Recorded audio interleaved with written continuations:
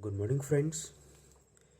आज मैं आपको बताने वाला हूँ कि अगर आप एसएससी जेई की तैयारी कर रहे हो तो लास्ट 45 डेज़ में किस तरीके से आप बहुत बेहतरीन परफॉर्मेंस दे सकते हो। ये बेसिकली इलेक्ट्रिकल का मैंने फोकस करके बनाया है और नॉन टेक पार्ट के लिए। ठीक है, तो अगर मैं आपसे बात करूँ तो आप देख सकते हो इधर इलेक्ट्रिकल के 100 क्वेश्चंस पूछे जाते हैं। ठीक है, अगर आप यहाँ पे देखें तो ओके। अब ये जो मैंने डेटा लिया है एक वेल नोन इंस्टीट्यूट से लिया है। I am thankful to them.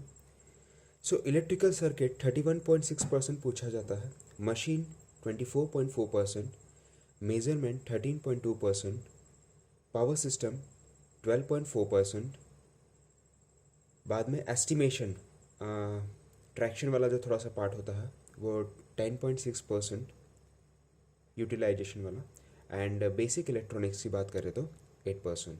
ठीक है, तो ये बहुत बेसिक्स होते हैं।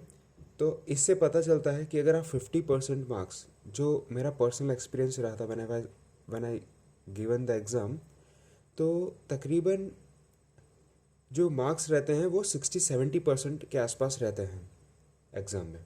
ठीक है, तो अगर आप इसको कैलकुलेट करो तो पावर सिस्टम तक में आपको डिज़ायर्ड रिजल्ट मिल जाएगा। ठीक है, ये देखो 30 अगर इसको कंसिडर करते हैं, इसको 20 कंसिडर करते हैं। ठीक है, और तो भी ये 50% है तो 55% हो गया, एंड इसका 10-10 भी अगर हम कंसिडर करते हैं तो 70% रिजल्ट आपका हो जाएगा। ठीक है, तो ये अगर आप शायद छोड़ना भी चाहो एक टाइम पे तो छोड़ सकते हो। ठीक है, तो कुल मिला के power system, measurement, machine, electrical circuit अगर आपने पढ़ लिया तो देर आर ग्रेट चांसेस कि आप इसका सिलेक्शन आपका हो जाएगा। ठीक है, एसएससी जेई का।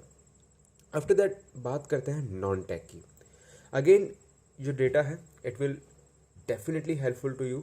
देखिए, जो जीके करंट अफेयर्स पूछा जाता है तकरीबन 26%, and geography environment 15.7%, physics chemistry 16.7%, history 10.33%, polity 10%, economic 9% and biology 7%।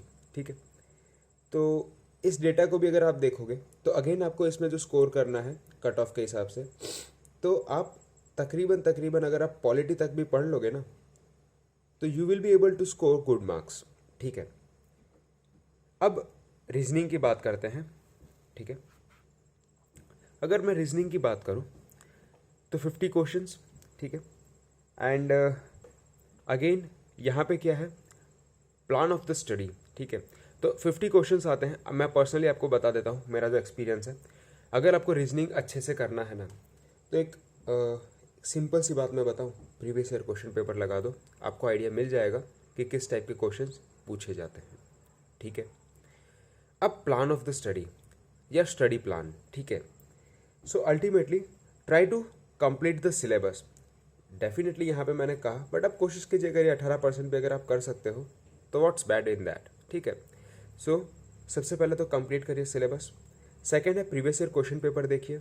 ठीक है, the third thing is 75% syllabus, ठीक है, में से ही पूछा जाता है, जो हमने यहाँ पे देखा ना वो। अब आपको, आपके पास अगर आप 10 से 12 घंटे पढ़ते हैं, ठीक है, ऑन एन एवरेज अगर आप 10 से 12 घंटे पढ़ते हैं, यहाँ पे तो मैंने सिर्फ आपके लिए 12 घंटे का बनाया है। ओके, तो 2-2 आवर्स के स्लॉट्स बनाइए। ठीक है, 2-2 आवर्स में, इस 2 आवर्स में क्या करना है, ये आपके स्लॉट्स होने चाहिए। आप ऐसा मत कीजिएगा कि 10 बजे से लेके 2 बजे तक, या 10:05 से लेके 2:10 तक, ये सब चीज़ें मत कीजिएगा। एक स्लॉट्स बना दीजिए और उस स्लॉट में आपको पढ़ना है। ठीक है, दूसरी चीज़ जैसे कि मैं बता रहा हूँ, जो एग्ज़ाम होती है वो जनरली 9 to 11 के बीच में होती है। तो आई वुड सजेस्ट कि अगर आप टेस्ट सीरीज लगा रहे हो किसी भी इंस्टीट्यूट की, तो आप 2 आवर्स उसको दीजिए, टेस्ट को दीजिए, और उसी स्लॉट में बैठिए, तो वो आपका ब्रेन ट्रेन हो जाएगा उस स्लॉट के लिए। ठीक है, 2 आवर्स एनालिसिस के लिए भी दीजिए। उसके बाद सबसे बड़ी गलती होती है, when I was preparing then, सबसे बड़ी गलती मैंने ये की थी कि मैं टेस्ट तो देता था, पहले तो टेस्ट नहीं देता था, बड़ी मुश्किल से वो क्वालिटी डेवलप की, तो दूसरी बार जब गलती की तब एनालिसिस नहीं किया था। तो आई वुड से कि आप इसको मत दोहराइएगा। ठीक है, चलिए लास्ट रिवीजन प्लान आपका बहुत बेहतरीन तरीके से बनना चाहिए। वो क्या है, facts of the static part वो रिवाइज करना ही पड़ेगा, जो फार्मूलाज है, जो टेक्निकल में फार्मूलाज है वो रिवाइज करना पड़ेगा। मार्क्स, गुड क्वेश्चन, जो कुछ क्वेश्चंस होते हैं जिसके कॉन्सेप्ट हमें याद रखने पड़ते हैं वो, और इम्पॉर्टेंट्स इन द नोट्स। तो ये बहुत सिंपल सी चीज़ मैंने बता दी है। अगर आप शायद बहुत सारी वीडियोस देखोगे ना, आपको यही चीज़ बताई जाएगी, घुमा फिरा के आधा घंटा 1 घंटा ले लिया जाएगा, इससे ज़्यादा कुछ है नहीं। Thank you very much. जय हिंद, वंदे मातरम।